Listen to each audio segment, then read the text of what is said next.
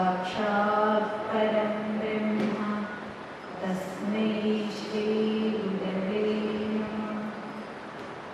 सदाशिवसमारम्भां शङ्कराचार्यमध्यमाम् अस्मदाचार्यपर्यन्तां वन्दे गुरुपरम्पराम्। मूकं करोति वाचालं पङ्गुं लङ्घयते गिरिं यत्कृपातमहं वन्दे പരമാനന്ദമാധവം. എല്ലാവർക്കും നമസ്കാരം. വീണ്ടും ഒരു അനുഗ്രഹം, ഗുരുക്കന്മാരുടെ അച്ഛനമ്മമാരുടെ ഒരു അനുഗ്രഹം കിട്ടിയിരിക്കുകയാണ് ഇവിടെ എത്തിച്ചേരാൻ. അപ്പോൾ നമ്മൾ കഴിഞ്ഞ 2 ക്ലാസ്സുകളിലായിട്ട് പൃഥുവിന് സനത്കുമാരന്മാർ കൊടുക്കുന്ന ഉപദേശം അത് കേട്ടുവരുന്നു.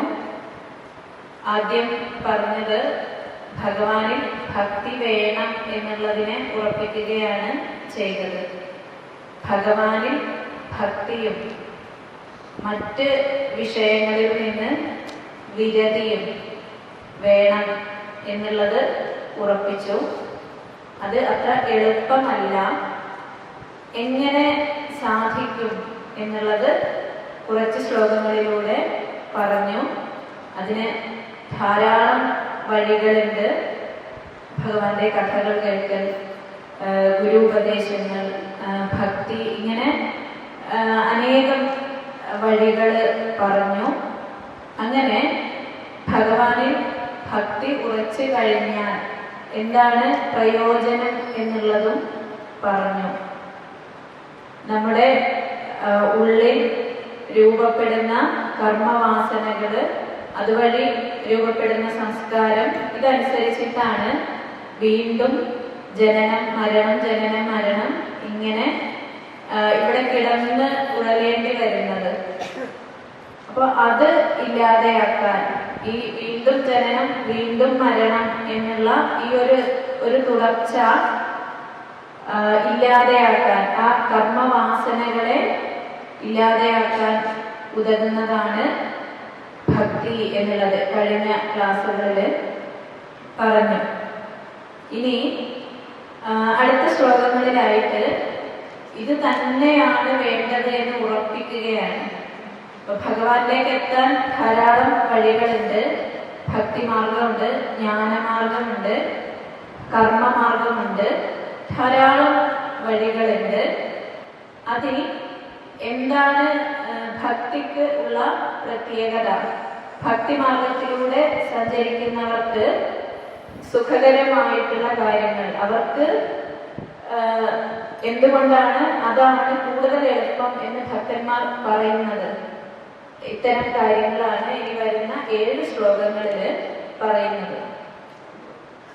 അപ്പൊ ആദ്യം ഭഗവാനിൽ ഭക്തി വേണം എന്ന് പൃഥ്വിനോട് പറഞ്ഞു. അങ്ങേക്ക് ആ ഭക്തി ഉണ്ട്, അത് ഇങ്ങനെ തന്നെ കൊണ്ടുപോകണം, നിലനിർത്തണം.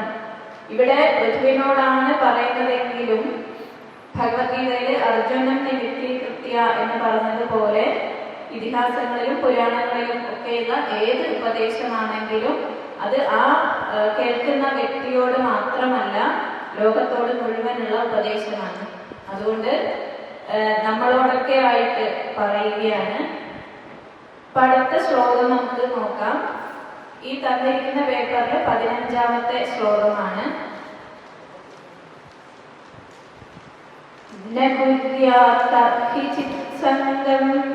തമസ്തീവ്രം തിതീരിഷു ധർമാർത്ഥകാമമോക്ഷാണാം യദത്യന്തവിഘാതകം. ഒന്ന് ചൊല്ലി നോക്കാം.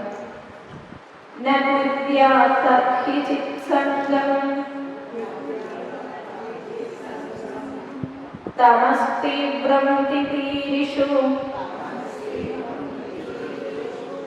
ധർമാർത്ഥകാമമോക്ഷാണാം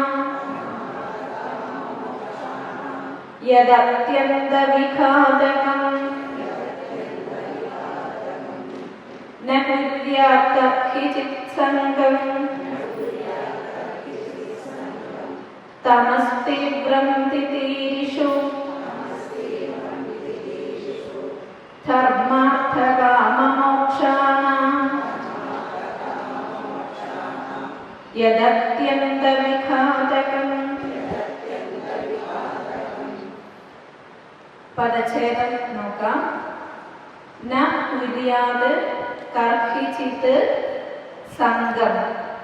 കർഹിചിത് സംഗം. തമഃ തീവ്രം തിതീരിഷുഃ.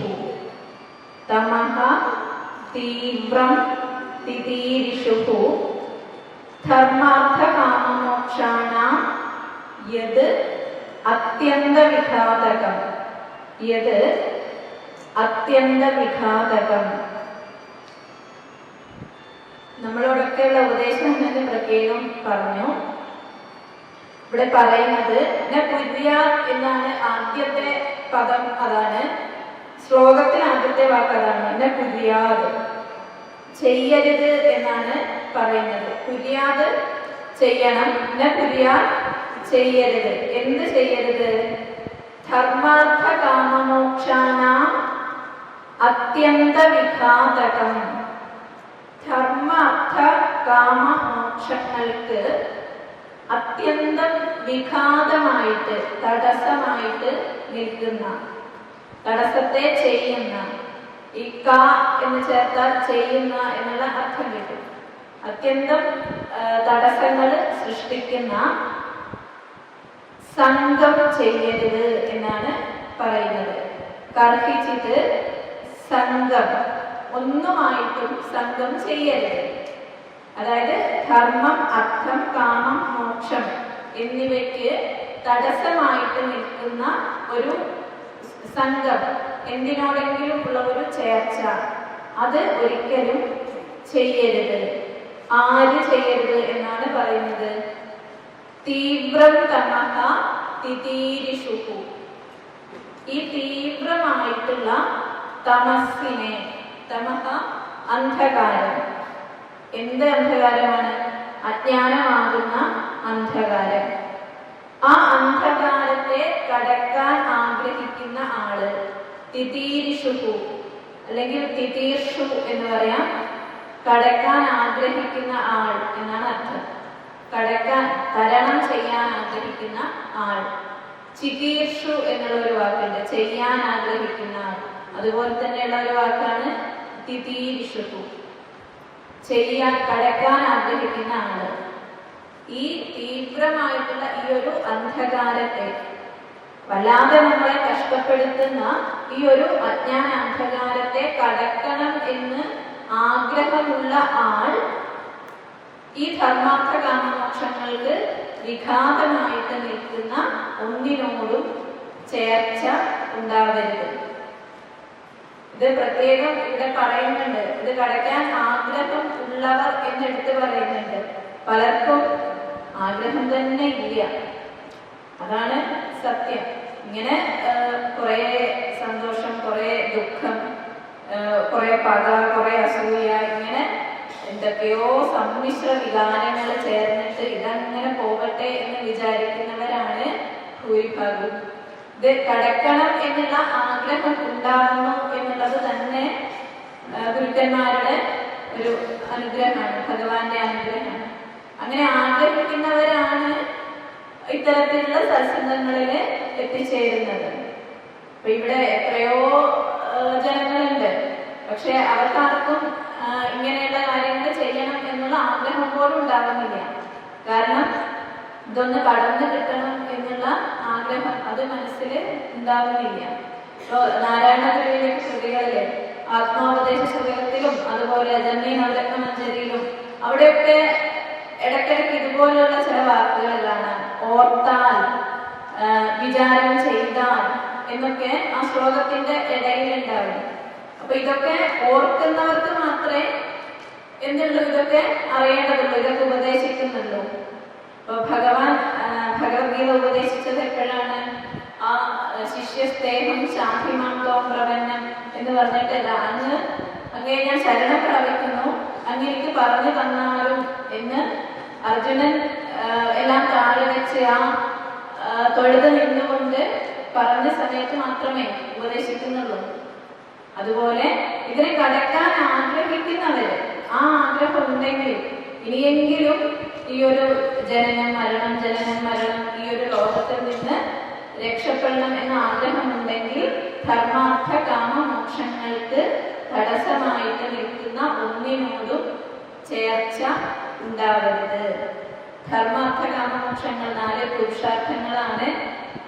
ഇതില് എല്ലാം ഒരു പുരുഷായുസ്സില് ആർജിച്ചെടുക്കേണ്ടതാണ്. ധർമ്മമാണ് അടിസ്ഥാനം. ആ ധർമ്മത്തിലൂടെ നേടിയ അർത്ഥം കൊണ്ട് സമ്പത്ത് ഒക്കെ ലൗകിക ജീവിതത്തിൽ അത്യാവശ്യമാണ്. കഴിയുന്നത്ര സമ്പത്ത് നേടുവാനുള്ള ഉപദേശങ്ങളൊക്കെ നമുക്ക് വേദങ്ങളിലും ഇതിഹാസങ്ങളിലും ഒക്കെ കാണാം. എല്ലാവരും ധാരാളം സമ്പത്ത് ആർജിക്കണം. പക്ഷെ അടിസ്ഥാനം ധർമ്മമായിരിക്കണം. ധർമ്മത്തിന്റെ അടിസ്ഥാനത്തിൽ അർത്ഥത്തെ നേടി അതുകൊണ്ട് നമ്മുടെ ലൗകികങ്ങളായിട്ടുള്ള ആഗ്രഹങ്ങളൊക്കെ നിറവേറ്റണം.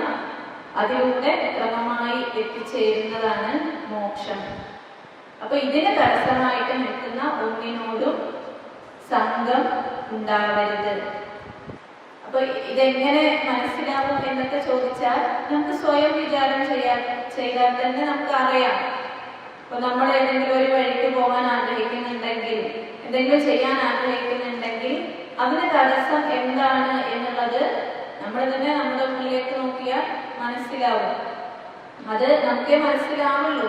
വേറൊരാൾക്ക് പൂർണ്ണമായിട്ട് പറഞ്ഞു തരാൻ പറ്റില്ല എന്താണ് നമ്മുടെ മനസ്സിനെ വീണ്ടും ഇങ്ങോട്ടേക്ക് വലിക്കുന്നത്, അല്ലെങ്കിൽ നമ്മുടെ മനസ്സിന് മാറ്റം ഉണ്ടാക്കുന്ന, സംഘർഷം ഉണ്ടാക്കുന്ന കാര്യങ്ങൾ എന്തൊക്കെയാണ് എന്നുള്ളതൊക്കെ ആ ആൾക്ക് തന്നെ പൂർണ്ണമായിട്ട് മനസ്സിലാവുള്ളൂ. അപ്പോ നമ്മൾ നേരായ വഴിക്ക് മുന്നോട്ട് പോവാൻ ആഗ്രഹിക്കുന്നുണ്ടെങ്കിൽ അതിന് തടസ്സമായിട്ട് നിൽക്കുന്ന ഒന്നിനോടും സംഘം ഇല്ലാതിരിക്കുക. ഈ സംഘം ഇല്ലാതിരിക്കുക എന്ന് പറയുമ്പോൾ ചിലപ്പോൾ നമുക്ക് ശാരീരികമായിട്ട് അല്ലെങ്കിൽ നമ്മുടെ കർത്തവ്യ നിർവഹണത്തിന്റെ ഒക്കെ ഭാഗമായിട്ട് പലരോടും ഇടപെടേണ്ടി വരും. അതൊന്നും ഒഴിവാക്കാൻ പറ്റില്ല. പക്ഷെ അതിനോട് മനസ്സ് വെക്കാതിരിക്കുക. നമുക്ക് നമ്മള് പല സ്ഥാനങ്ങളിൽ ഇരിക്കുന്നവരാണ്. അപ്പൊ അതിനനുസരിച്ചിട്ടുള്ള എല്ലാ കർമ്മങ്ങളും ചെയ്യേണ്ടി വരും. പലരോടും ഇടപെടേണ്ടി വരും. പല സാഹചര്യങ്ങളിൽ പോകേണ്ടി വരും. പക്ഷെ ഇതൊന്നും ചെയ്യുന്നത് കൊണ്ട്, ശരീരം കൊണ്ട് ചെയ്യുന്നത് കൊണ്ട് പ്രശ്നമില്ല. പക്ഷെ അതില് മനസ്സ് വെക്കാതിരിക്കുക. അതേ നമുക്ക് ചെയ്യാൻ പറ്റുള്ളൂ. ഈ ലോകത്ത് സാധാരണ ജീവിതം നയിക്കുന്നവർക്ക് അങ്ങനെ മാത്രമേ ചെയ്യാൻ കഴിയുകയുള്ളൂ. അതുകൊണ്ട് വളരെ ലളിതമായിട്ടുള്ള ഒരു ഉപദേശമാണെങ്കിൽ കൂടി ഇതിന് വലിയ ഒരു അർത്ഥവിശാലത നമ്മുടെ ജീവിതത്തിൽ ഉണ്ട്. അപ്പൊ ഒന്നുകൂടി നോക്കാം.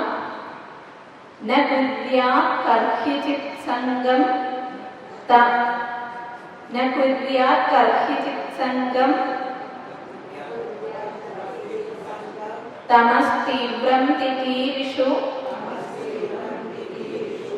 ധർമാർത്ഥ കാമമോക്ഷാണാം യദത്യന്ത വിഘാതകം. ഇവിടെ ധർമാർത്ഥ കാമമോക്ഷങ്ങളുടെ കാര്യം പറഞ്ഞു. അതിൽ തന്നെ എന്താണ് പ്രധാനം എന്ന് പറയുന്നു അടുത്ത ശ്ലോകത്തില്. തത്രാപി മോക്ഷ ഏവാർത്ഥാം ആത്യന്തികതയേഷ്യതേ ത്രൈവർഗ്യോർത്ഥോ യതോ നിത്യം കൃതാന്തഭയസംയുത തത്രാപി മോക്ഷ ഏവാർത്ഥാം ആത്യന്തികതയേഷ്യതേ ത്രൈവർഗ്യോർത്ഥോ യതോ നിത്യം കൃതാന്തഭയസംയുത തത്ര അപി अपि मोक्षः एव अर्थः आत्यन्तिकतया इष्यते त्रैवर्ग्यः अर्थः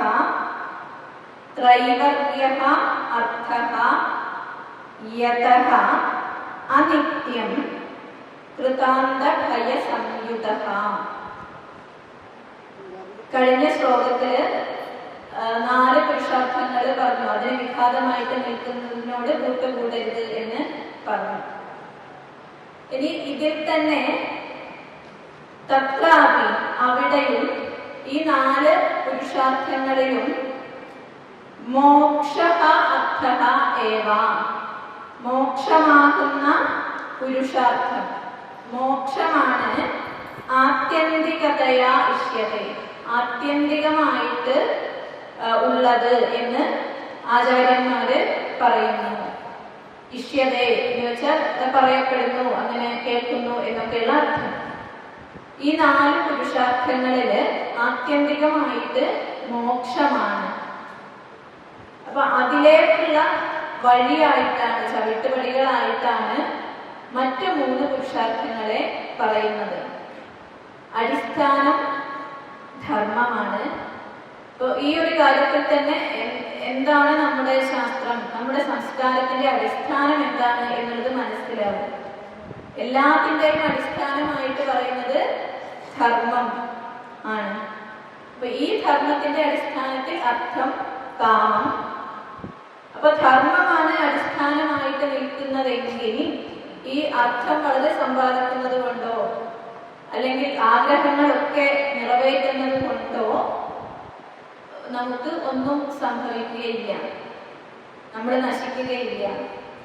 ധർമ്മത്തിന്റെ അടിസ്ഥാനത്തിൽ അല്ലാതെ അർത്ഥം സമ്പാദിക്കുമ്പോഴും ആഗ്രഹങ്ങൾ നിറവേറ്റുമ്പോഴുമാണ് നമുക്ക് അധപ്പതനം സംഭവിക്കുന്നത്. അപ്പൊ ധർമ്മത്തിന്റെ അടിസ്ഥാനത്തിൽ അർത്ഥകാമങ്ങൾ സമ്പാദിച്ച് ഇതിൽ നിന്നൊക്കെ മോചനം നേടുകയാണ് വേണ്ടത്. മോക്ഷം എന്നുള്ള പദത്തിന്റെ ധാതു മൂച്ച് ധാതുവാണ് മോചനം എന്നുള്ള അർത്ഥം. അപ്പൊ ആത്യന്തികമായിട്ട് ഇതിനെയൊക്കെ കെട്ടിപ്പിടിച്ച് ഇവിടെ ഇരിക്കുകയല്ല വേണ്ടത്, ഇതിൽ നിന്നൊക്കെ മുക്തിയാണ് വേണ്ടത്. കാരണം ഇവിടെ നമ്മൾ കുറെ ആഗ്രഹങ്ങളൊക്കെ സാധിച്ചു, കുറെ ധനമൊക്കെ സമ്പാദിച്ചു, എങ്കിലും അവിടെ ഒന്നും നമുക്ക് നിരന്തരമായിട്ടുള്ള സുഖം കിട്ടിയിട്ടില്ല. നിരന്തരമായിട്ടുള്ള സുഖം കിട്ടിയിരുന്നെങ്കിൽ അത് അവിടെ നിർത്തുമായിരുന്നു. ഒരു ഗ്ലാസ് ചായ കുടിച്ചാൽ തൃപ്തിയായി, സമാധാനമായി, ഇനിയൊന്നും വേണ്ടാന്നുണ്ടെങ്കിൽ നമ്മള് അതവിടെ നിർത്തും. പക്ഷെ നമുക്കത് പോരാ, വീണ്ടും കുറച്ച് കഴിഞ്ഞാൽ വീണ്ടും തോന്നും. എന്ത് കാര്യമായാലും അങ്ങനെ തന്നെയാണ്. നമുക്ക് പൂർണ്ണമായിട്ടൊരു തൃപ്തി തരുന്നില്ല, താൽക്കാലികമായിട്ടുള്ള സുഖം മാത്രമേ കിട്ടുന്നുള്ളൂ. അപ്പൊ അതുകൊണ്ട് ഈ ഒരു സുഖ ദുഃഖങ്ങളുടെ ഇടയിൽ നിന്നുള്ള മോചനം, അതാണ് മോക്ഷം. അപ്പോ ഈ മോചനമാണ് നമ്മൾ ആത്യന്തികമായിട്ട് ലക്ഷ്യം വെക്കുന്നത്. അതാണ് ആത്യന്തികതയാ ഇഷ്യതേ. ധർമാർത്ഥ കാമങ്ങൾ ഉണ്ടെങ്കിലും അതിലൂടെയൊക്കെ ലക്ഷ്യം വെക്കുന്നത്, ആത്യന്തികമായിട്ട് നമ്മൾ ഉദ്ദേശിക്കുന്നത് മോക്ഷം ആണ്. മോക്ഷ ഏവാർത്ഥ ആത്യന്തികതയാ ഇഷ്യതേ. എന്തുകൊണ്ടാണ് എന്ന് പറയാണ്. യതഃ എന്തുകൊണ്ടെന്നാൽ ത്രൈവർഗ്യഃ അർത്ഥഃ മറ്റ് 3 അർത്ഥങ്ങൾ, അതായത് മോക്ഷം അല്ലാതെയുള്ള മറ്റ് 3 അർത്ഥങ്ങൾ, ധർമ്മ അർത്ഥ കാമങ്ങള് കൃതാന്ത ഭയ സംയുതഃ ഇതിനൊരു അവസാനമുണ്ടല്ലോ എന്നുള്ള ഭയത്തോടു കൂടിയതാണ്. അതായത് അതിനൊക്കെ അവസാനം ഉണ്ട്, ധർമ്മ അർത്ഥ കാമങ്ങൾക്ക്.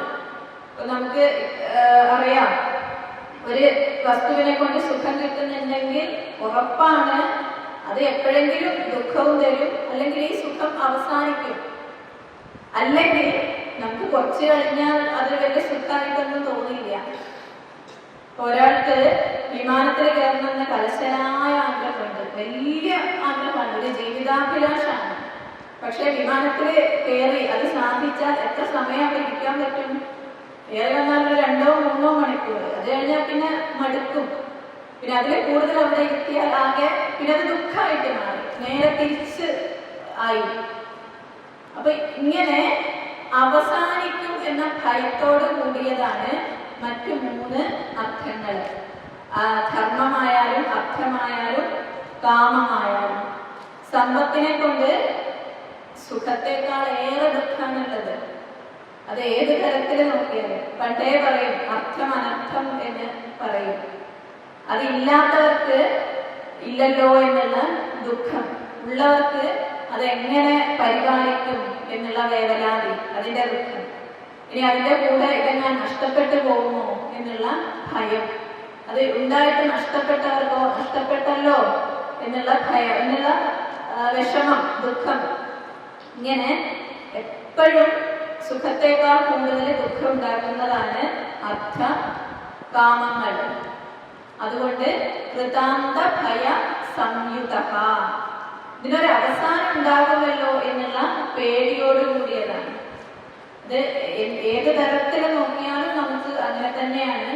നമ്മുടെ ബന്ധുക്കള്, ഭാര്യ, മകൻ മുതലായിട്ടുള്ള ബന്ധുക്കള്, അവര് കൂടെ ഉണ്ടാവുന്ന സമയത്ത് നമുക്ക് സുഖമാണ് എന്നൊക്കെ നമ്മളിങ്ങനെ സങ്കല്പിക്കും.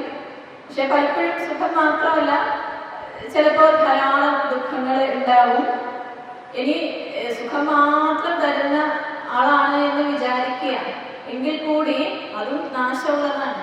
അതെങ്ങാനും നഷ്ടപ്പെട്ടു പോയാൽ പിന്നെ എന്താ ഒക്കെ കഴിഞ്ഞു. അപ്പൊ മുമ്പ് തന്ന സുഖത്തേക്കാൾ ഏറെ അതേ കാരണം കൊണ്ട് ദുഃഖം തന്നെയാവുന്നു. ഇങ്ങനെ കൃതാന്ത ഭയ സംയുത, എന്തൊക്കെ നമുക്ക് സുഖം തരുന്നു എന്ന് നമ്മൾ വിചാരിക്കുന്നുവോ, അത് ഏത് തരത്തിലുള്ള സമ്പത്തായാലും, ഏത് തരത്തിലുള്ള പദവിയായാലും, ഏത് തരത്തിലുള്ള വിഷയങ്ങളായാലും എല്ലാം അവസാനിക്കുന്നതാണ്. അവസാനമുണ്ട് എന്നുള്ള ഭയത്തോടു കൂടിയതാണ്. അതുകൊണ്ട് തന്നെ മോക്ഷം എന്നത് എന്താണ്? ഇതിൽ നിന്നെല്ലാമുള്ള മോചനം തന്നെയാണ്. നമ്മുടെ പുരാണ കഥകളിൽ, ഇതിഹാസ കഥകളിലൊക്കെ രാജാക്കന്മാരുടെ കഥകൾ പറയുമ്പോൾ അവസാനം കാണാം. എല്ലാ രാജാവിന്റെയും അവസാനം ഒരുപോലെയാണ്. യൗവനകാലത്ത് യൗവനേ വിഷയൈഷിനാം എന്നൊക്കെ കാളിദാസൻ പറയും. ബ്രഹ്മചര്യം കഴിഞ്ഞ് യൗവനകാലത്ത് അവര് ദിഗ്വിജയങ്ങൾ നടത്തുന്നു, എല്ലാ സമ്പത്തും നേടിയെടുക്കുന്നു, എല്ലാ സുഖസൗകര്യങ്ങളും അനുഭവിക്കുന്നു. അവസാനം അവര് തന്നെ മക്കൾക്ക് പ്രായപൂർത്തിയായി കഴിഞ്ഞാൽ അവര് രാജാവാക്കിയിട്ട് ഈ രാജാക്കന്മാര് കൊട്ടാരം വിട്ട് ഒരു സാധാരണക്കാരനായിട്ട് കാട്ടിലേക്ക് ഇറങ്ങുകയാണ്. പിന്നീട് രാജാവിൻ്റെതായിട്ടുള്ള യാതൊന്നുമില്ല. എല്ലാ രാജാക്കന്മാരുടെയും അവസാനം അങ്ങനെയാണ്. അപ്പൊ ഇതൊക്കെ എന്താണ്? നമുക്ക് ഉപേക്ഷിക്കാൻ ഉള്ളതാണ് എന്നുള്ള ബോധ്യം ആദ്യമേ വേണം. ആ ഒരു വാനപ്രസ്ഥം അല്ലെങ്കിൽ സന്യാസം, വാനപ്രസ്ഥം എന്നുള്ള ആ മനോഭാവം ഇല്ലാതെ ആയതാണ് നമ്മുടെ കുടുംബങ്ങളിലെ കുറെ പ്രശ്നങ്ങൾക്ക് കാരണം. ഇപ്പൊ എപ്പോഴും അധികാരം വിട്ടുകൊടുക്കാൻ സാധിക്കുന്നില്ല ആർക്കും. എന്തായാലും അതിലേക്കൊന്നും പോകുന്നില്ല, അതൊക്കെ വലിയ വിഷയമാണ്. എന്തായാലും ഇതൊക്കെ ഈ അർത്ഥകാമങ്ങളൊക്കെ അവസാനത്തോട് കൂടിയതാണ്. ഇതിൽ നിന്നൊക്കെയുള്ള മോചനം, നമുക്ക് അവസാനം ഇല്ലാത്ത സുഖം വേണം, അവസാനമില്ലാത്ത ആനന്ദം വേണം, നിരന്തരമായിട്ടുള്ള ശാശ്വതമായിട്ടുള്ള ആനന്ദം വേണം. അപ്പൊ മറ്റ് ദുഃഖങ്ങളിൽ നിന്നൊക്കെയുള്ള മോചനം ആണ് മോക്ഷം. അതുകൊണ്ട് മോക്ഷമാണ് ആത്യന്തികമായിട്ട് ഉള്ളത്. ഈ ജീവിതത്തിൽ നമ്മൾ എന്തൊക്കെ പ്രവർത്തിക്കുന്നുണ്ടോ, എന്തൊക്കെ ചെയ്യുന്നുണ്ടോ, പറയുന്നുണ്ടോ, ചിന്തിക്കുന്നുണ്ടോ, അതൊക്കെ ഈ ആത്യന്തികമായിട്ടുള്ള മോക്ഷത്തിന് വേണ്ടിയുള്ളത് ആയിരിക്കണം. അതാണ് കഴിഞ്ഞ ശ്ലോകത്തിൽ പറഞ്ഞത്, ഇതൊക്കെ രക്ഷപ്പെടണം എന്ന് ആഗ്രഹിക്കുന്നവര്. അപ്പൊ നമ്മുടെ കർമ്മങ്ങൾ ചെയ്യുമ്പോഴും അർത്ഥം സമ്പാദിക്കുമ്പോഴും അർത്ഥമൊക്കെ സമ്പാദിക്കണം. കാരണം നമുക്ക് ഇവിടെ ജീവിക്കാൻ അത്യാവശ്യമാണ്. പക്ഷെ അതില് മനസ്സ് വെക്കരുത്, ഇതൊന്നും ശാശ്വതമല്ല എന്നുള്ള ബോധ്യം ഉള്ളിൽ ഉണ്ടാവണം. അത് തന്നെയാണ് ഞാൻ എന്ന് വിചാരിച്ചിട്ട് ഒന്നും ചെയ്യരുത്. ഇങ്ങനെ മോക്ഷത്തെ ആത്യന്തികമായിട്ട് കാണണം. ആത്യന്തികമായിട്ടുള്ളത് മോക്ഷം തന്നെയാണ്. അപ്പൊ ഒന്നുകൂടെ നോക്കാം. തത്രാപി മോക്ഷ ഏവാർത്ഥഃ ആത്യന്തികതയേഷ്യതേ ത്രൈവർഗ്യോർത്ഥോ യതോ നിത്യം കൃതാന്തഭയസംയുത. അടുത്ത നോക്കാം. പരേ വരേ ചയേ ഭാവാ ഗുണവ്യതികരാദനോ ന തേഷാം വിദ്യതേ ക്ഷേമം ഈശവിധ്വംസിതാശിഷാം. പരേ വരേ ചയേ ഭാവാ ഗുണവ്യതികരാദനോ ന തേഷാം വിദ്യതേ ക്ഷേമം ഈശവിധ്വംസിതാശിഷാം. പരേ അവരെ, ഇങ്ങനെ രണ്ട് വാക്കുകളാണ്. പരേ വരെ, പരേ അവരെ ച യേ ഭാവാഃ ഗുണവ്യതികരാത് അനു ന തേഷാം വിദ്യതേ ക്ഷേമം ഈശവിധ്വംസിതാശിഷാം. ഗുണവ്യതികരാത്, ഗുണങ്ങളുടെ മാറ്റങ്ങൾ നിമിത്തം. ഇവിടെ ഗുണങ്ങൾ എന്ന് പറയുന്നത് ത്രിഗുണങ്ങള്, സത്വരജസ്തമോ ഗുണങ്ങള്. ഓരോ പദാർത്ഥത്തിന്റെയും സ്വഭാവവും അതുപോലെ ഓരോ മനുഷ്യന്റെയും പ്രകൃതവും ഒക്കെ നിശ്ചയിക്കപ്പെടുന്നത് ഈ ഗുണങ്ങളുടെ അടിസ്ഥാനത്തിലാണ്. സാത്വികം, താമസം, രാജസം എന്നിങ്ങനെ 3 ഗുണങ്ങള്.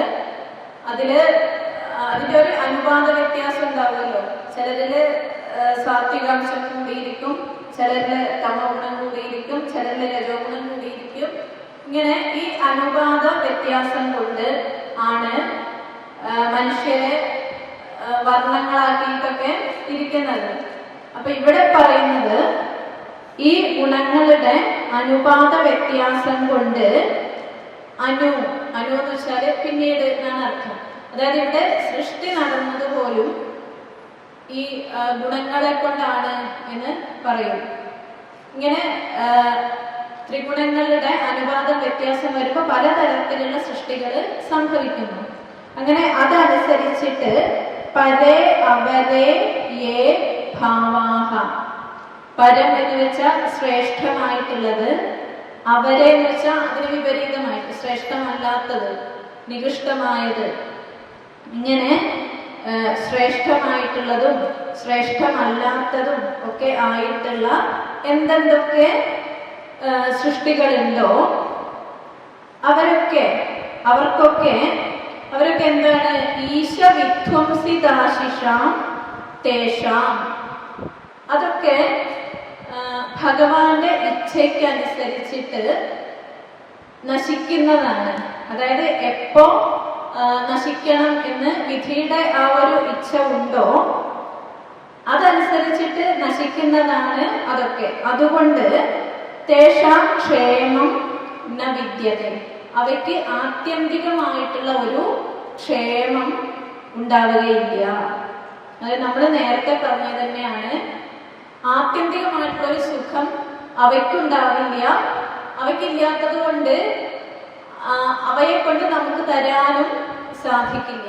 ജീവികളാവട്ടെ അല്ലാത്ത സൃഷ്ടികളാവട്ടെ എല്ലാം ഈ 3 ഗുണങ്ങളുടെ വ്യത്യാസം കൊണ്ട് ഉണ്ടായിട്ടുള്ളതാണ്. അത് തന്നെ വേറൊരാളുടെ നിയന്ത്രണത്തിലാണ്. ആ വിധിയുടെ, ഭഗവാന്റെ ഈ നിയന്ത്രിക്കുന്ന ആളെ നമുക്ക് എന്ത് വേണമെങ്കിലും പറയാം. അപ്പൊ ചിലര് എന്ത് പറയും? ഈശ്വരൻ എന്നൊക്കെ പറഞ്ഞാൽ ഈശ്വരനോ? അങ്ങനെ പറയാൻ പറ്റില്ല. അത് പറയണ്ട, എന്ത് പേര് വേണമെങ്കിലും പറഞ്ഞോളൂ. എന്തായാലും ഇതിന് പിന്നിൽ എന്തെങ്കിലും ഒരു ശക്തി ഉണ്ട് അല്ലെങ്കിൽ ഒരു ചൈതന്യം ഉണ്ട് എന്നുള്ളത് ഉറപ്പാണ്. അപ്പൊ ഇവിടെ സൂര്യൻ എല്ലാ ദിവസവും രാവിലെയും വൈകുന്നേരവും ഉദിക്കുകയും അസ്തമിക്കുകയും ചെയ്യുന്നുണ്ടെങ്കിൽ എന്തെങ്കിലും ഒരു ശക്തി അതിന്റെ പിന്നിലുണ്ടാവും. കാരണം ഒരു കാരണം ഇല്ലാതെ ഒരു കാര്യം സംഭവിക്കില്ല. അപ്പൊ ആ ശക്തിയെ നമുക്ക് ഇഷ്ടപ്പെട്ട പേര് വിളിക്കാം. ഈശ്വരൻ എന്ന് പറയണം എന്നൊന്നുമില്ല, വേറെ എന്തെങ്കിലും ആണെങ്കിൽ അങ്ങനെ വിളിക്കാം. എന്തായാലും ആ ഒരു നിയന്ത്രിക്കുന്ന ആളുടെ ആ ഇച്ഛയ്ക്ക് അനുസരിച്ചിട്ട് നാശത്തോട് കൂടിയതാണ്. അതാണ് ഇവിടെ ഈശ വിധ്വംസിതാശിഷാം എന്ന് പറഞ്ഞത്.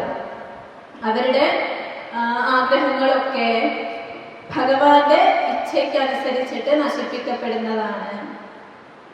അപ്പൊ നമ്മള് ആരെയൊക്കെയാണോ ഇപ്പോ ആശ്രയിക്കുന്നത്, ഇപ്പൊ നമ്മളെ സുഖത്തിന് വേണ്ടിയിട്ട് ആശ്രയിക്കുന്നത് ചിലപ്പോ നമ്മുടെ വീടായിരിക്കും, നമ്മുടെ വാഹനമായിരിക്കും, നമ്മുടെ വേറെ ഉപകരണമായിരിക്കും, ഇനി ചിലപ്പോ വ്യക്തികളായിരിക്കും. അതെന്തായാലും നമ്മൾ എന്തിനെയാണോ ആശ്രയിക്കുന്നത് അതിന് തന്നെ ഇവിടെ നിലനിൽപ്പില്ല. നമ്മുടെ കസേരയുടെ മുകളിൽ ഇരിക്കുമ്പോൾ നല്ല സുഖമായിട്ട് സുരക്ഷിതമായിട്ട് ഇരിക്കാൻ വേണ്ടിയാണ് കസേരയുടെ മുകളിൽ ഇരിക്കുന്നത്. അത് ഇളകുന്ന കസേരയാണെങ്കിലോ നമ്മൾ വീണ് എന്തെങ്കിലും അപകടം പറ്റും. അപ്പൊ നമ്മളെ ആശ്രയിച്ചിരിക്കുന്ന ഇവരൊക്കെ, എൻ്റെ ഭാര്യ, ഭർത്താവ്, മകൻ, സഹോദരൻ, ബന്ധുക്കൾ എന്നൊക്കെ പറയുന്നത് അവർക്ക് തന്നെ സ്വയം ഒരു നിലനിൽപ്പ് ഇല്ല. അവരുടെ കാര്യം തന്നെ എപ്പോഴാണ് എന്ന് അറിയില്ല. അപ്പൊ അങ്ങനെ ഇരിക്കുന്ന അവരെ നമ്മൾ ആശ്രയിച്ചാൽ എങ്ങനെ ഉണ്ടാവും? ഈ ഇളകിക്കൊണ്ടിരിക്കുന്ന കസേരയുടെ മുകളിൽ ഇരിക്കുന്നത് പോലെയാണ്. എന്ന് വെച്ചിട്ട് നമുക്ക് അവരുടെ കൂടെ താമസിക്കാതിരിക്കാനോ അല്ലെങ്കിൽ അവരെ ആശ്രയിക്കാതിരിക്കാനോ അവരുടെ കൂടെ പലതരത്തിലുള്ള വ്യവഹാരങ്ങളിൽ ഏർപ്പെടാതിരിക്കാനോ ഒന്നും സാധിക്കില്ല. അപ്പൊ നമുക്ക് നേരത്തെ പറഞ്ഞതുപോലെ ഒരു മകന്റെ ധർമ്മം ചെയ്യണം, മകളുടെ ധർമ്മം ചെയ്യണം, ഭാര്യയുടെ ധർമ്മം ചെയ്യണം, അമ്മയുടെ ധർമ്മം ചെയ്യണം, ഒക്കെ ചെയ്യണം. പക്ഷെ ആത്യന്തികമായിട്ട് ഇത് ഉള്ളില് ഉണ്ടായിരിക്കണം. ഇതൊക്കെ ഭഗവാൻ തന്നെ പറയും. കൃഷ്ണൻ തന്നെ ഭാഗവതത്തില് നാരദ പരീക്ഷ മുതലായിട്ടുള്ള ഭാഗങ്ങളൊക്കെ കണ്ടിട്ടുണ്ടാവും. ഓരോ ഭാര്യാഗൃഹങ്ങളിൽ പോയ സമയത്ത് പലതരത്തിൽ സാധാരണ ലൗകികരെ പോലെ പല പല വിനോദങ്ങളിൽ ഏർപ്പെട്ടുകൊണ്ടിരിക്കുകയാണ്. അപ്പൊ അതുപോലെ നമ്മളിതൊക്കെ ചെയ്യണം. പക്ഷെ ഈ ബോധം മനസ്സിൽ ഉണ്ടായിരിക്കണം. അവര് തന്നെ ഈശ വിധ്വംസിതാശിഷാം, ഈശ്വരന്റെ ആഗ്രഹത്തിനനുസരിച്ചിട്ട് നശിക്കുന്നവരാണ്. അങ്ങനെ ഉണ്ടാകുന്ന അവർക്ക് തേഷാ ക്ഷേമം ന വിദ്യതേ, അവർക്ക് തന്നെ ഒരു സ്ഥിരമായിട്ടുള്ള ആത്യന്തികമായിട്ടുള്ള ഒരു ക്ഷേമം, ഒരു സുഖം അവർക്ക് തന്നെ ഇല്ല. ഈ ബോധ്യത്തോടു കൂടിയാണ് നമ്മൾ ജീവിക്കേണ്ടത്. അപ്പൊ ഇതൊക്കെ കേട്ടിട്ട് നമുക്ക് ഈ ലൗകിക ജീവിതം ഒന്നും വേണ്ടാന്ന് വെച്ചിട്ട് പോകാനൊന്നും ആർക്കും കഴിയില്ല. പക്ഷെ ഉള്ളിൽ ഈ ബോധ്യത്തോടു കൂടി ചെയ്യുക. അവർക്ക് തന്നെ തേഷാം വിദ്യതേ ക്ഷേമം. നമ്മൾ എന്തിനൊക്കെ ആശ്രയിക്കുന്നുണ്ടോ, എന്തൊക്കെ സുഖമാണ് എന്ന് വിചാരിക്കുന്നുണ്ടോ അവയ്ക്ക് ക്ഷേമം തരാൻ കഴിയില്ല. നമുക്ക് പരാതികളും പരിഭവങ്ങളും വിഷമങ്ങളും ഒക്കെ ഉണ്ടാകുന്നത് പലപ്പോഴും നമ്മൾ മറ്റുള്ളവരെ അപേക്ഷിച്ചുകൊണ്ട് ചിന്തിക്കുമ്പോഴാണ്. അപ്പൊ എൻ്റെ ഭർത്താവ് ഇങ്ങനെ ചെയ്യുന്നില്ല, എൻ്റെ മകൻ ഇങ്ങനെ ചെയ്യുന്നില്ല, മകൻ നോക്കുന്നില്ല, മകൻ ഉത്തരവാദിത്വമില്ല, ഇങ്ങനെ നമ്മൾ എന്തൊക്കെയാണോ പരാതികൾ പറയുന്നത് അതൊക്കെ മറ്റവനെ ചൂണ്ടിയിട്ടാണ് പറയുന്നത്. ആരും ഇങ്ങനെ അവനവനെ ചൂണ്ടിയിട്ട് ഞാൻ ഇതില്ല, എനിക്ക് അതില്ല എന്ന് പറയാറില്ല. അപ്പൊ ഈ മറ്റവനെ ചൂണ്ടുന്നത് എന്തുകൊണ്ടാണ്? അവനാണ് ഇതൊക്കെ ചെയ്യേണ്ടത്, അവളാണ് എന്നെ സന്തോഷിപ്പിക്കേണ്ടത് എന്ന് ഉള്ളിൽ വിചാരമുള്ളതുകൊണ്ടാണ്. ആദ്യം തന്നെ നമ്മൾ മനസ്സിലാക്കുക, ഈ മറ്റുള്ളവർക്ക് നമ്മളെ സന്തോഷിപ്പിക്കാനുള്ള ബാധ്യതയൊന്നുമില്ല. അവനവന്റെ സന്തോഷം അവനവന്റെ ഉള്ളിൽ തന്നെയാണ്. ആ പരമാനന്ദ സ്വരൂപമായിരിക്കുന്ന ഭഗവാൻ നമ്മുടെ ഉള്ളിലുണ്ട്. നമ്മളൊക്കെ ആനന്ദ സ്വരൂപന്മാരാണ്. അതുകൊണ്ട് എപ്പോഴും ചിന്തിക്കുക, ഈ ഇവിടെ പറഞ്ഞതുപോലെ ഈ ത്രിഗുണങ്ങളുടെ അനുപാതം കൊണ്ട് ഉണ്ടായിട്ടുള്ള ഈ മറ്റ് വസ്തുക്കൾ ആവട്ടെ, മറ്റ് വ്യക്തികളാവട്ടെ, മറ്റ് വർണ്ണത്തിൽ പെട്ട പല പല വർണ്ണങ്ങളിൽ പെട്ടവരാവട്ടെ, പല സ്വഭാവത്തിലുള്ളവരാവട്ടെ, അവർക്ക് തന്നെ ക്ഷേമം, ആത്യന്തികമായിട്ടുള്ള സുഖം ഇല്ല.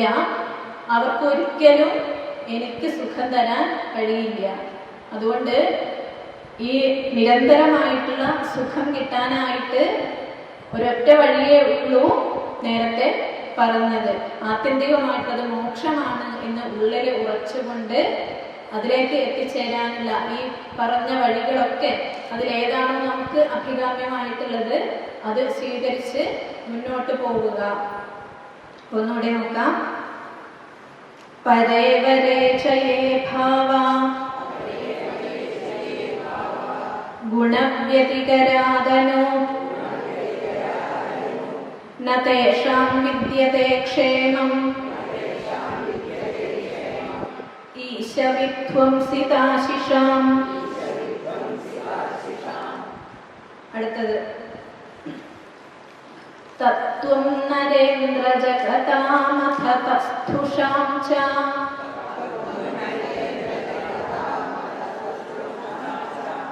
ദേഹേന്ദ്രിയാസു ധിഷണാത്മഭിരാമൃതാനാം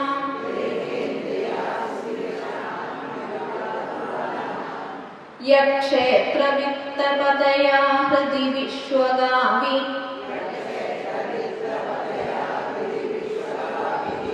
പ്രത്യക്ഷകാസ്തി ഭഗവാൻസ്തമവേഹി സോസ്മി.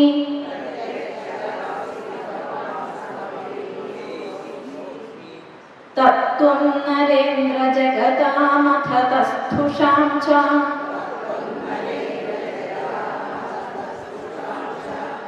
ദേഹേന്ദ്രിയാസു ധിഷണാത്മഭിരാമൃതാനാം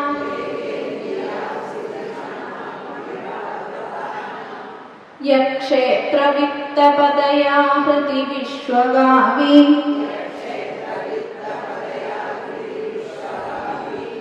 പ്രത്യക്ഷകാസ്തി ഭഗവാൻസ്തമവേഹി സോസ്മി.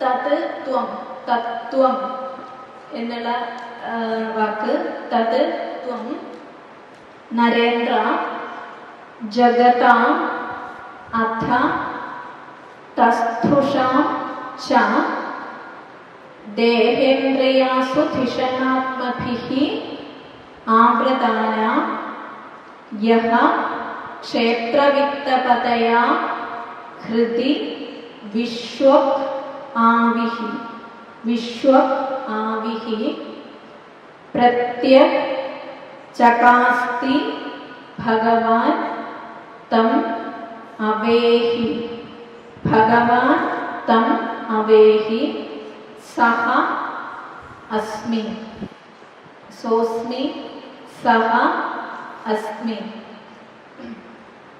അത്ര പരിചയം അല്ലാത്ത ചില വാക്കുകളൊക്കെ ഉള്ള ഒരു ശ്ലോകമാണ്. ഭാഗവതത്തിലെ ഭാഷയ്ക്ക് വലിയ പ്രത്യേകത ഉണ്ട്. മറ്റു പുരാണങ്ങളിലൊക്കെ വളരെ ലളിതമാണ് ഭാഷ. മഹാഭാരതമായാലും രാമായണമായാലും മറ്റു പുരാണങ്ങളായാലും സംസ്കൃതം അങ്ങനെ വിശദമായിട്ട് പഠിക്കാത്തവർക്ക് തന്നെ വായിച്ച് മനസ്സിലാക്കാൻ പറ്റുന്നതാണ്. രാമായണമൊക്കെ വളരെ ലളിതാണ്. മലയാളം നന്നായിട്ട് അറിഞ്ഞാൽ മതി, എന്നാൽ തന്നെ നമുക്ക് അവാൽമീകി രാമായണം വായിച്ച് മനസ്സിലാക്കാൻ പറ്റും. പക്ഷെ ഭാഗവതത്തില് പലയിടങ്ങളിലും പലതരത്തിലുള്ള ഭാഷ കാണുന്നുണ്ട്. ഇതിലെ ചില വാക്കുകളൊക്കെ അങ്ങനെ കാണാം. എന്തായാലും പറയുന്നത് നരേന്ദ്ര രാജാവേ എന്ന് വിളിച്ചുകൊണ്ടാണ് പറയുന്നത്. സംബോധനയാണ് നരേന്ദ്ര. തത് അതുകൊണ്ട്, തത് തസ്മാത് അതഃ എന്നൊക്കെ പറയും. അതുകൊണ്ട് ദേഹേന്ദ്രിയാസു ധിഷണാത്മഭിഃ ആവൃതാനാം ജഗത. ഈ ദേഹം, ഇന്ദ്രിയം, അസു, ധിഷണ ഇതൊക്കെ നമ്മൾ കഴിഞ്ഞ മാസം കുറെ പറഞ്ഞതാണ്. ഇതൊക്കെ ചേർന്നതാണ് എന്ത് ഓരോ ജീവനും. ശരീരമുണ്ട്, ഇന്ദ്രിയങ്ങളുണ്ട്, പഞ്ചപ്രാണങ്ങളുണ്ട്, ആത്മാവുണ്ട്, ബുദ്ധിയുണ്ട്. ഇതൊക്കെ ചേർന്നിട്ടുള്ള ആത്മാവ് എന്ന് പറഞ്ഞ നമ്മൾ പറയുന്ന ആത്മാവ് അതല്ല, ഏകമേവ അദ്വിതീയം ആ ആത്മാവല്ല പറഞ്ഞത്. ഇവിടെ ഇന്ദ്രിയങ്ങൾ, പ്രാണൻ, ബുദ്ധി, അഹങ്കാരം ഇതൊക്കെ. അപ്പോ ഇതൊക്കെ ചേർന്നിട്ടുള്ള ഈ ജീവൻ ദേഹേന്ദ്രിയാസു ധിഷണാത്മഭിഃ ആവൃതാനാം. ശരീരം, ഇന്ദ്രിയങ്ങൾ, പ്രാണൻ, ബുദ്ധി, അഹങ്കാരം, ഇതൊക്കെ കൂടി ചേർന്നിട്ടുള്ള ജഗതാം, ലോകത്തിനും, ജഗത്ത് ലോകം, അതായത് ലോകം എന്ന് പറഞ്ഞാൽ ഈ ലോകത്തിൽ കാണപ്പെടുന്ന ചലിക്കുന്ന ജീവജാലങ്ങൾ, അതാണ് ഇവിടെ പറഞ്ഞിരിക്കുന്ന ജഗതാം. തസ്തുഷാം, തസ്തുഷാം എന്ന് വെച്ചാല് ചലിക്കാത്ത, അതായത് നമ്മള് സ്ഥാവരങ്ങൾ, ജംഗമങ്ങൾ എന്ന് പറയുമല്ലോ, ജീവജാലങ്ങളില് സഞ്ചരിക്കുന്നവയുണ്ട്, സഞ്ചരിക്കാത്തവ ഉണ്ട്. വൃക്ഷലതാദികളൊന്നും സഞ്ചരിക്കുന്നില്ല. അതുകൊണ്ട് സഞ്ചരിക്കുന്നവയും അല്ലാത്തവയുമായിട്ടുള്ള സ്ഥാവരങ്ങളും ജംഗമങ്ങളുമായിട്ടുള്ള എല്ലാത്തിൻ്റെയും ഉള്ളിൽ ക്ഷേത്രവിത്തപതയ, എല്ലാത്തിൻ്റെയും ഹൃദയത്തില് ഹൃദയേശ്വരനായിട്ട് വർത്തിക്കുന്ന ക്ഷേത്രജ്ഞൻ എന്നൊക്കെ പറയും. ക്ഷേത്രജ്ഞ വിഭാഗയോഗ എന്നൊക്കെ ഭഗവത്ഗീതയിലെ ഒരു അധ്യായത്തിന്റെ പേരാണ്. ഈശ്വര സർവഭൂതാനാം ഹൃദ്ദേശർജുന തിഷ്ഠതി എന്ന് ഭഗവത്ഗീതയിൽ പറയുന്നുണ്ട്. അപ്പൊ ഇവരുടെയൊക്കെ ഉള്ളില് ക്ഷേത്രജ്ഞനായിട്ട് വർത്തിക്കുന്ന ആ ഭഗവാൻ എങ്ങനെ വർത്തിക്കുന്നു? ആവിഹി വിശ്വക്. അതാണ് ഈ വാക്കുകൾ. ഈ ആവിഹി എന്നുള്ള വാക്കൊക്കെ വളരെ കുറഞ്ഞ ഇടങ്ങളിലേ കണ്ടിട്ടുള്ളൂ. സ്വയം പ്രകാശത്തോടു കൂടി എന്നുള്ള അർത്ഥമാണ്. സ്വയം പ്രകാശത്തോടു കൂടിയും അതുപോലെ മറ്റ് 4 ഭാഗങ്ങളിലും ആവിഹി വിശ്വച്ച പ്രത്യേക, ഇനി പ്രത്യേകമായിട്ട്, അതായത് ചുരുക്കി പറയുകയാണെങ്കിൽ എല്ലാത്തിൻ്റെയും ഉള്ളിലും പുറത്തും എന്നൊക്കെ പറയാം. ഇപ്പൊ ഭഗവാനെ കൊണ്ട് പറയുന്ന സമയത്ത് നമ്മൾ സഹസ്രനാമത്തിലൊക്കെ ചിലപ്പോൾ ഈ വിപരീത പദങ്ങളൊക്കെ കേൾക്കാം. ഒന്നിലും ഇല്ലാത്ത ആള്, എന്നാൽ എല്ലാത്തിലും ഉള്ള ആള്. അങ്ങനെ ഓരോന്നിന്റെയും ഉള്ളിലും എന്നാൽ ഓരോന്നിന്റെയും പുറത്തുമായിട്ട് വർത്തിക്കുന്ന ആള്. അപ്പൊ എല്ലാത്തിന്റെയും ഉള്ളിലുണ്ട്, എല്ലാത്തിന്റെയും ക്ഷേത്രജ്ഞനായിട്ട്, എല്ലാവരുടെയും ഹൃദയത്തിലുള്ള ആള്, എല്ലാത്തിന്റെയും പുറത്തും ഉള്ള ആള്, സർവാന്തര്യാമി എന്ന് പറയും. യഥാർത്ഥത്തില് ഈ എല്ലാത്തിന്റെയും ഉള്ളിലുള്ള ആള് എന്ന് പറയാൻ പറ്റില്ല എന്ന് പറയും വേദാന്തം പറയുന്നത്. കാരണം ഉള്ളിലുണ്ട് എന്ന് പറയുമ്പോൾ എന്താ അർത്ഥം? പുറത്തില്ല എന്നാണ് അർത്ഥം. അപ്പൊ അങ്ങനെ പറയാൻ പറ്റില്ല. അപ്പോ ഭഗവാനെ പറ്റിയിട്ട് ശരിക്കും പറഞ്ഞാൽ നമുക്ക് ഒന്നും പറയാൻ പറ്റില്ല എന്നാണ്. അതുകൊണ്ടാണ് നമ്മൾ മൗനമായിട്ട് ഇരിക്കുക എന്ന് പറയും. കാരണം എന്ത് നമ്മൾ പറയുമ്പോഴും അതല്ലാത്ത ഒന്നുണ്ടാവും. അപ്പൊ പുറത്തുള്ള ആള് എന്ന് പറഞ്ഞാൽ അപ്പൊ അകത്തില്ല എന്നുള്ള അർത്ഥം വരും. അപ്പൊ സൃഷ്ടിയെ പറ്റി പറയുമ്പോൾ തന്നെ പറയും, സൃഷ്ടിയൊക്കെ ഇങ്ങനെ വിശദമായിട്ട് പറഞ്ഞതിന് ശേഷം യഥാർത്ഥത്തിൽ സൃഷ്ടി ഉണ്ടായിട്ടുണ്ടോ ഇല്ല എന്ന് പറയേണ്ടി വരും. കാരണം ഇപ്പൊ സൃഷ്ടിച്ചു എന്ന് പറയുമ്പോൾ തന്നെ അതിന് മുമ്പേ ഉണ്ടായില്ല എന്നുള്ള അർത്ഥം വരുമല്ലോ. അപ്പൊ അതൊക്കെ ഈ നമ്മള് സാഖ്യവും വേദാന്തവും ഒക്കെ ചർച്ച ചെയ്യുന്ന സമയത്ത് ഉള്ള രസകരമായിട്ടുള്ള ചർച്ചകളാണ്. എന്തായാലും ഇവിടെ പറഞ്ഞത് എന്താണ്? ഓരോന്നിന്റെയും ഉള്ളിലും അതുപോലെ പുറത്തും. വിശ്വം എന്ന് വെച്ചാല് ഈ ചുറ്റിലും 4 ഭാഗത്തും എന്നൊക്കെയാണ് അർത്ഥം. അതുപോലെ ക്ഷേത്രവിത്തപതയ, ഓരോ ക്ഷേത്രജ്ഞന്റെയും ഉള്ളിൽ, ക്ഷേത്രജ്ഞനായിട്ട് ഓരോ ജീവന്റെയും ഉള്ളിലും അതിന് പുറത്തും ആവിഹി, സ്വയം പ്രകാശിച്ചുകൊണ്ട്, ചകാസ്തി, ഈ ക്രിയാപദവും അധികം കാണാത്തതാണ്. ചകാസ്തി എന്ന് വെച്ചാൽ വിളങ്ങുന്നു എന്നൊക്കെയുള്ള അർത്ഥം. വിളങ്ങുന്നു, സ്വയം പ്രകാശിക്കുന്നു എന്നുള്ള അർത്ഥം. അപ്പൊ ഇങ്ങനെ ഭഗവാൻ വിളങ്ങുന്നു. ഇനി അവിടെ കഴിഞ്ഞിട്ടില്ല. ആ ഭഗവാൻ യഹ ഭഗവാൻ ചകാസ്തി, അങ്ങനെ ഏതൊരു ഭഗവാനാണോ അങ്ങനെ വിളങ്ങുന്നത്, സഹ അസ്മി ഇതി തം അവേഹി. ആ ഭഗവാൻ ആരാണ്? എനിക്ക് പുറത്തുള്ള ആരോ അല്ല. അത് നമ്മള് ചില മതങ്ങളിലൊക്കെ പറയുന്നത് പോലെ ഇവിടെ ദൂരെ ഏതോ ലോകത്തിൽ ഇരുന്നിട്ട് നമ്മൾ മരിച്ചതിന് ശേഷം മാത്രം എത്തിച്ചേരുന്ന വേറെ ഏതോ ഒരു ലോകത്തിൽ ഇരുന്നിട്ട് നമ്മളെ നിയന്ത്രിക്കുന്ന ആളല്ല. സഹ അസ്മി, അസ്മി എന്ന് വെച്ചാല് ഞാൻ എന്ന് പറയുമ്പോൾ ഉപയോഗിക്കുന്ന ക്രിയാപദമാണ് അസ്മി. ഞാൻ ഉണ്ട് എന്ന് പറയുമ്പോൾ അഹം അസ്മി, അഹം അധ്യാപിക അസ്മി എന്ന് പറയും. ഞാൻ എന്ന് പറയുമ്പോൾ വരുന്ന ക്രിയാപദമാണ് അസ്മി. അപ്പൊ അത് ആരാണ്? ഞാനാണ്. സഹ അഹം അസ്മി, അത് ഞാനാണ് എന്ന്. ഇതി തം അവേഹി എന്ന് അതിനെ അല്ലെങ്കിൽ അദ്ദേഹത്തെ അറിഞ്ഞാലും. അപ്പൊ ആകെ പ്രശ്നമായി. ഈ അദ്ദേഹം എന്ന് പറയുമ്പോ വേറെ ഏതോ ഒരാളാണ് അല്ലെ. നമ്മള് എന്നെ കൊണ്ട് അവൻ എന്ന് പറയില്ലല്ലോ, അവൾ എന്ന് പറയില്ലല്ലോ. അപ്പൊ അവൻ എന്ന് പറയുമ്പോ അത് വേറെയാണ്. ഇവിടെ എന്താ പറയുന്നത്? അവൻ ഞാനാണ് എന്ന് അറിഞ്ഞാലും. അപ്പൊ രസകരമായിട്ടുള്ള, നമ്മൾ ചിന്തിക്കുന്ന സമയത്ത് ഒരുപാട് ചിന്തിക്കാനുള്ളതാണ്. അപ്പൊ നമ്മൾ ആദ്യം എന്ത് വിചാരിക്കും? ഈശ്വരൻ എന്ന് പറയുന്നത് വേറെ എന്തോ ആണ് എന്ന് വിചാരിക്കും. പലപ്പോഴും നമ്മളുടെ പ്രാഥമിക ഘട്ടത്തില് നമ്മൾ ക്ഷേത്രത്തിൽ പോകുന്നത് നമുക്ക് എന്തെങ്കിലും ആഗ്രഹങ്ങൾ സാധിക്കാനോ ഒക്കെ ആയിരിക്കും. ഇനിയിപ്പോ ഈ മനസ്സമാധാനത്തിനാണ് പോകുന്നതെങ്കിൽ കൂടി അതും ഒരു ആഗ്രഹമാണല്ലോ, കുറച്ച് നേരം സമാധാനമായിട്ട് ഇരിക്കുക എന്നുള്ളത്. അപ്പൊ അങ്ങനെ പോകുന്ന സമയത്ത് അവിടെ നമുക്ക് ആദ്യത്തെ ഘട്ടത്തില് അവിടെ മാത്രം ഇരിക്കുന്ന ഒരു ഈശ്വരനായിരിക്കും. അവിടെ ആ ശ്രീകോവിലിന്റെ ഉള്ളിലിരിക്കുന്ന മഹാവിഷ്ണു അല്ലെങ്കിൽ മഹാലക്ഷ്മി, മഹാദേവൻ.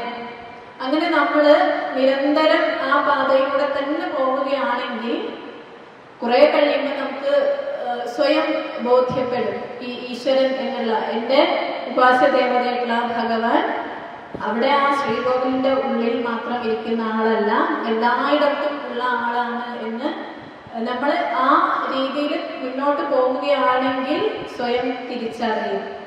അവസാനം നമുക്ക് മനസ്സിലാവും എന്ത്? ഇങ്ങനെ രണ്ട് ഇല്ല. അതായത് ഞാനിവിടെ ഉണ്ട്, ചുറ്റിലും എല്ലാത്തിലും ഈശ്വരൻ ഉണ്ട്, അങ്ങനെയല്ല. അതേ ആ ഈശ്വരനാണ് എന്ത്? ഈ ഞാൻ, എൻ്റെ ഉള്ളിൽ ശക്തിയായിട്ട് ചൈതന്യമായിട്ട് ഇരിക്കുന്നതും ആ ഈശ്വരൻ തന്നെയാണ്. അപ്പൊ അതാണ് ഇവിടെ പറഞ്ഞത്. തം സഹ സഹ അഹം അസ്മി ഇതി അവേഹി.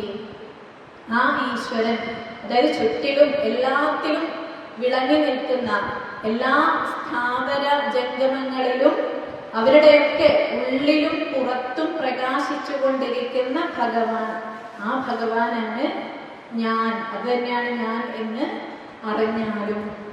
ഇത് നമ്മൾ അഹം ബ്രഹ്മാസ്മി എന്നൊക്കെ മഹാവാക്യങ്ങൾ കേട്ടിട്ടുണ്ടാവും. തത്വമസി. അപ്പൊ ആദ്യം അഹം ബ്രഹ്മാസ്മി, ഞാൻ ബ്രഹ്മമാണ്. തത് ത്വം അസി, അവിടെ തന്നെ ആ തത്വമസി എന്നുള്ള വാക്യം തന്നെ വേദാന്തത്തിലൊക്കെ കുറേയേറെ വിചാരം ചെയ്യപ്പെടുന്ന ഒരു വാക്യാണ്. ഇപ്പൊ വേദാന്ത സാരം എന്നൊക്കെയുള്ള കൃതിയില് ആദ്യം നമ്മൾ സംസ്കൃതം പഠിക്കുന്നവര് പ്രാഥമിക ഘട്ടത്തിൽ പഠിക്കുന്ന കൃതിയാണ് വേദാന്ത സാരമൊക്കെ. ആ സമയത്തൊക്കെ ഈ ഒരു ഡിഗ്രിക്കൊക്കെ പഠിക്കുന്ന സമയത്ത് നമ്മൾ വെറുതെ പരീക്ഷ എഴുതാൻ വേണ്ടിയിട്ട് പഠിച്ച് പാസ്സാവുന്നതാണ്.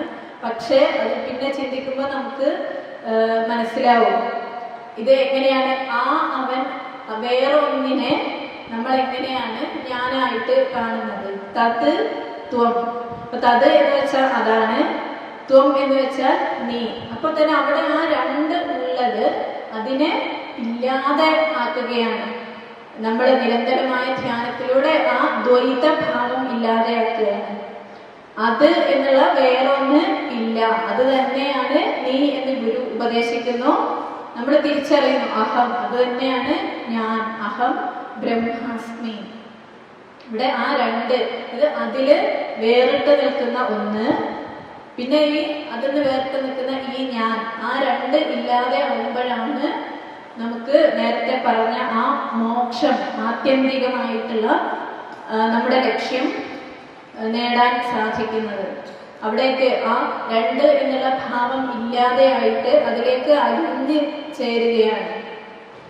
അപ്പൊ അവിടെ ഈ മോക്ഷം സാധിച്ചു കഴിഞ്ഞാൽ അവിടെ ഈ രണ്ടില്ല, ഞാനും ഈശ്വരനും ഇല്ല, ഒന്ന് മാത്രമേ ഉള്ളൂ. നമ്മളെങ്ങനെയാണോ ഈ പഞ്ചസാര വെള്ളത്തിൽ കലക്കി കഴിഞ്ഞാൽ അത് പൂർണ്ണമായിട്ട് അലിഞ്ഞു കഴിഞ്ഞാൽ അവിടെ നമുക്ക് രണ്ടിനെയും വേർതിരിക്കാൻ കഴിയില്ല, രണ്ടിനെയും രണ്ടായിട്ട് കാണാൻ കഴിയില്ല. അതുപോലെ അലിഞ്ഞ് ചേരുകയാണ്. ഈ എല്ലാ ലൗകികമായിട്ടുള്ള ഉദാഹരണങ്ങൾക്കും എന്തുണ്ട്? പരിമിതിയുണ്ട്. അപ്പം ആ പറഞ്ഞ ഉദാഹരണത്തെ പറ്റി കൂടുതൽ ചിന്തിക്കേണ്ട ആവശ്യമില്ല. നമ്മൾ കാണുന്ന വസ്തുക്കളെ പറ്റി പറയുമ്പോൾ അല്ലേ നമുക്ക് പറയാൻ കഴിയുള്ളൂ. അല്ലാതെ നമുക്ക് അറിയാത്ത ഏതെങ്കിലും ഉദാഹരണം എടുത്തിട്ട് പറയാൻ കഴിയില്ലല്ലോ. അതുകൊണ്ട് ഈ ദൃഷ്ടാന്തങ്ങൾക്ക് തന്നെ പരിമിതിയുണ്ട്. വേദത്തെ പറ്റിയിട്ട് പറയുന്നവർക്ക് അത് അറിയില്ല, അറിയുന്നവരത് പറയില്ല എന്നാണ് ദർശനങ്ങളെ പറ്റിയിട്ട് പറയാം. അപ്പൊ ഇതൊക്കെ അനുഭവിച്ചു കഴിഞ്ഞാല് പിന്നെ ഇങ്ങനെ പ്രസംഗിക്കാനൊന്നും നിൽക്കില്ല. അപ്പൊ എന്താണ്, നമുക്ക് മനസ്സിലാവുന്ന ഭാഷയിൽ മനസ്സിലാവുന്ന ഉദാഹരണങ്ങൾ വെച്ചിട്ട് പറയാം, അത്രേ ഉള്ളൂ. അപ്പൊ ഇത് പറഞ്ഞത് എന്തിനാണെന്ന് വെച്ചാൽ ഏത് ഉദാഹരണം പറഞ്ഞാലും അതിന് പരിമിതി ഉണ്ടാവും. അതുകൊണ്ടാണ്. അപ്പൊ അതിലേക്ക് അലിഞ്ഞു ചേരുക, ഈ ഞാൻ ഭഗവാൻ എന്നുള്ള ഭേദം ഇല്ലാതെയാവുക. നമ്മള് ഒരു അനേകായിരം ഭേദങ്ങളിൽ കൂടെയാണ് സഞ്ചരിച്ചുകൊണ്ടിരിക്കുന്നത്. നമുക്ക് രണ്ടൊന്നുമല്ല, ഒരു 2000 ഭേദഭാവങ്ങളുണ്ട്. അപ്പൊ ക്രമേണ അത് കുറഞ്ഞ് എല്ലാം ഒന്നായിട്ട് തീരുക, അദ്വൈതാവസ്ഥയിലേക്ക് എത്തുക. അതാണ് ക്ഷേത്രവിത്തപതയ ജഗത തസ്ഥുഷാംച ക്ഷേത്രവിത്തപതയ. ജംഗമങ്ങളുടെ, ജഗതം എന്ന് വെച്ചാൽ ലോകം എന്ന് ഉദ്ദേശിക്കുന്നത് സ്ഥാപനങ്ങൾ, സഞ്ചരിക്കുന്നത്, കണ്ടുകൊണ്ടിരിക്കുന്നതിനെയാണ് ലോകം എന്ന് പറയാം. അതായത് നമ്മൾ എന്തൊക്കെയാണോ ചുറ്റിലും കാണപ്പെടുന്നത് അതിനെയാണ് ലോകം എന്ന് പറയാം. നമ്മൾ കണ്ടുകൊണ്ടിരിക്കുന്ന ഈ സഞ്ചരിച്ചു കൊണ്ടിരിക്കുന്ന ലോകത്തിന്റെയും ഇനി അതല്ലാത്ത സഞ്ചരിക്കാത്ത സ്ഥിരമായിട്ട് നിൽക്കുന്ന വസ്തുക്കളുടെയും ഒക്കെ ഉള്ളില് ക്ഷേത്രവിത്തപതയ, അവരുടെയൊക്കെ ക്ഷേത്രജ്ഞനായിട്ട് അവരുടെയൊക്കെ ഉള്ളില് ആവിഹി പ്രകാശിച്ചുകൊണ്ടിരിക്കുന്ന വിശ്വപ്രത്യക്. അതായത് വിശ്വക് എന്ന് പറഞ്ഞാൽ ചുറ്റുപാടും 4 ഭാഗത്തും, അതുപോലെ പ്രത്യേകമായിട്ടും, അതായത് ഓരോന്നിന്റെയും ഉള്ളിലും പ്രത്യേകമായിട്ട് ഓരോന്നിന്റെയും ഉള്ളിലും, അതുപോലെ അതിന് പുറത്തും, ഉള്ളിലും പുറത്തും വിളങ്ങിക്കൊണ്ടിരിക്കുന്ന ആ ഭഗവാൻ സഹ അസ്മി. ഇപ്പൊ ഇതുവരെ നമ്മൾ പറഞ്ഞതൊക്കെ ഈ പുറത്തുള്ള ആളെ പറ്റിയിട്ടായിരുന്നു. അതിന്റെ ഉള്ളിലുണ്ട്, ഇതിന്റെ ഉള്ളിലുണ്ട്, അതിന്റെ പുറത്തുണ്ട്, ഇതിന്റെ പുറത്തുണ്ട്, ഇങ്ങനെ അവിടെ ഉണ്ട്, ഇവിടെ ഉണ്ട്, എല്ലായിടത്തും ഉണ്ട്. അപ്പൊ അങ്ങനെയൊക്കെ പറയുമ്പോൾ നമ്മൾ വേറിട്ട് നിൽക്കുന്നുണ്ട്. ഇപ്പൊ ഭഗവാൻ അവിടെ ഉണ്ട്, ഇവിടെ ഉണ്ട്, തോന്നിലും തുരുമ്പലും ഉണ്ട്. ഇതൊക്കെ പുറമേയുള്ള വസ്തുക്കളാണ് നമ്മൾ കാണുന്നത്. എന്നാൽ അവസാനം മനസ്സിലാക്കുന്നു ആ ഭഗവാൻ തന്നെയാണ് ഞാൻ, ആ ഭഗവാന്റെ ചൈതന്യം തന്നെയാണ് ഞാൻ. സഹ അസ്മി, അത് ഞാൻ തന്നെയാണ് എന്ന് തം അവേഹി എന്ന് അവനെ, അദ്ദേഹത്തെ, ആ ശക്തിയെ, ആ ചൈതന്യത്തെ അറിയൂ. അവേഹി അറിയൂ, മനസ്സിലാക്കൂ എന്നൊക്കെയുള്ള അർത്ഥം.